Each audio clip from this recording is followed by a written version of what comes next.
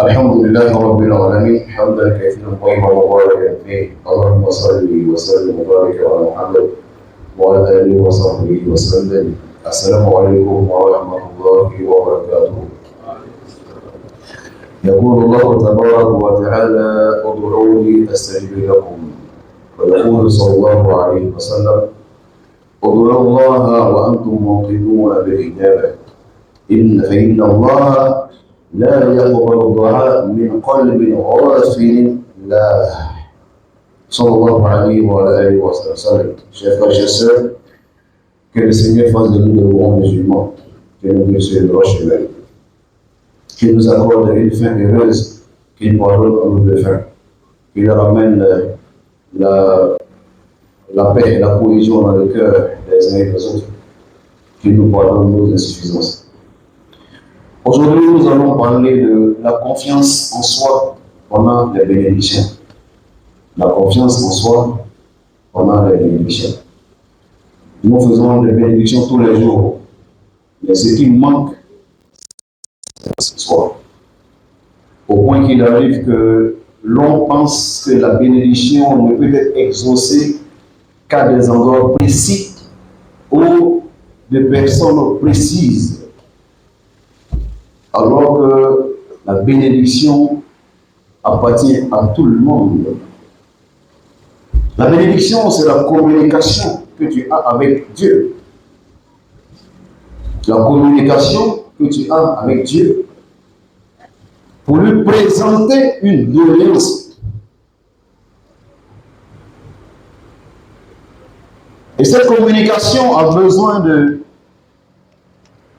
de répondre à certaines conditions pour que la communication soit efficace, efficiente, et que la communication produise ses résultats.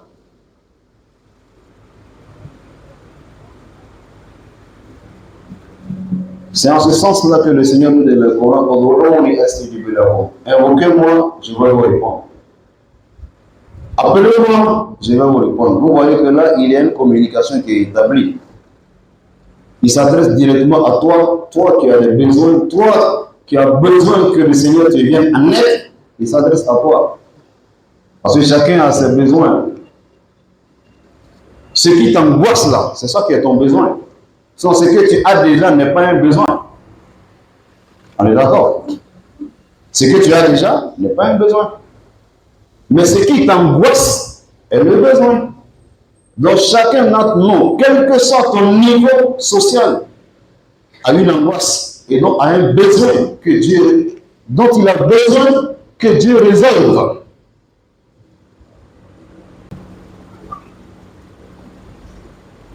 Le messager sallallahu alayhi wa sallam nous dit invoquez Dieu, appelez-le et soyez confiants qu'il va vous répondre.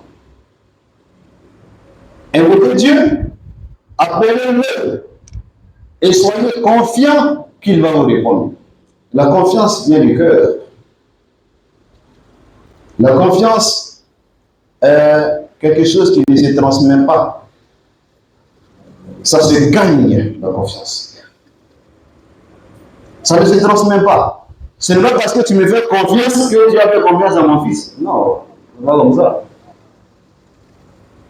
Juste à ce que moi je te dise de faire confiance à mon fils. Non, tu ne peux pas lui faire confiance directement. Parce que si tu as confiance en moi, c'est au regard de ce que nous avons vécu, de ce que tu sais de moi en matière pratique. Donc c'est ça. C'est à partir de là que tu as confiance. Tu peux dire que ce monsieur-là, je peux lui confier telle chose. Alors le messager nous dit, invoquez Dieu, appelez Dieu et soyez confiants qu'il va vous répondre. Mais avoir la confiance que Dieu va vous répondre suppose que vous avez l'habitude de converser avec lui. Vous avez l'habitude de savoir qu'il est là. Surtout, vous avez la conviction, surtout vous avez la conviction de savoir qu'il est là. Vous avez la conviction de savoir qu'il est là. Et ça, c'est très important. Parce que si tu n'as pas la conviction que Dieu est là, dans ce cas, tu es un peu comme un fou, tu parles seul. Ouais, tu es déséquilibré. Tu t'assois toi seul, tu parles à quelqu'un dont tu n'as même pas la certitude qu'il existe. C'est pas, il y a un problème. Donc la confiance vient de soi. Il faut avoir confiance en toi-même. Ce qui veut dire que tu as construit cette confiance-là avec Dieu, à mesure, tous les jours. Mais malgré ça, si tu n'as pas confiance, même si tu n'as pas de confiance, il ne faut pas te priver de prier, d'invoquer Dieu. Il ne faut pas te priver de le faire. Parce que lui-même, il peut t'exaucer, ne serait-ce que pour te montrer qu'il existe. Le messager sallallahu alayhi wa sallam dit فإن الله لا يقبل الدعاء من قبل غافل لاح. Et Dieu n'accepte pas les bénédictions d'une personne qui est inattentive. Une personne qui est inattentive au moment de faire la bénédiction.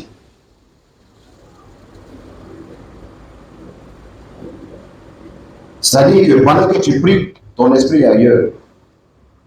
Tu demandes à Dieu certaines choses, mais en même temps, tu penses à quelque chose d'autre qui peut exaucer ça pour toi.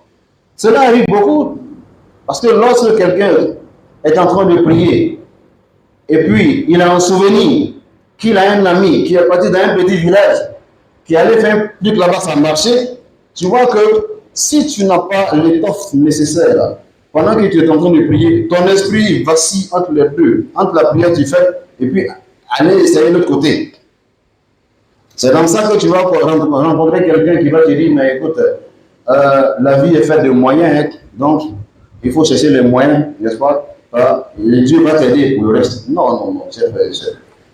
La bénédiction est le moyen le plus puissant qui existe pour un croyant.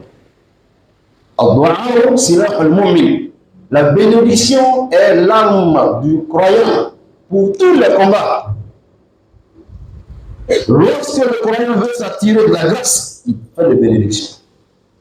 Lorsqu'il veut repousser de lui une peur ou bien quelque chose qu'il craint, il fait des bénédictions. Il se confie à Dieu de sorte que Dieu devienne son défenseur face à la chose qu'il redoute. Mais cela n'est possible que si tu as confiance en Dieu. Ah non, chers frères et sœurs, cela est très important. La bénédiction, comme nous l'avons dit, peut s'exaucer partout où vous êtes. Le Seigneur nous le dit. Il dit, je suis avec vous, où que vous soyez, et je sais ce que vous faites. Je suis avec vous, où que vous soyez, et je sais ce dont vous avez besoin. Il est avec nous partout. Vous êtes à la maison, il est là. Vous êtes à la mosquée, il est là. Vous êtes dans le véhicule, il est là. Vous êtes dans l'obscurité, il est là. Vous l'avez caché, il sait. Vous l'avez extériorisé, il sait. Regardez ce que Zacharie a fait. Zacharie avait besoin que le Seigneur lui donne une progéniture. Mais il avait tellement honte qu'il a dit avoir basé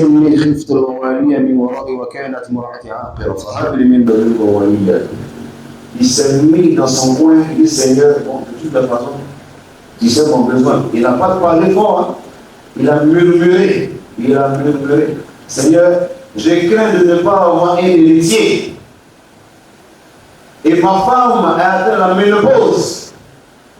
Seigneur, mais je crois en toi. Je sais que tu peux m'en donner. Mais le Seigneur lui a donné.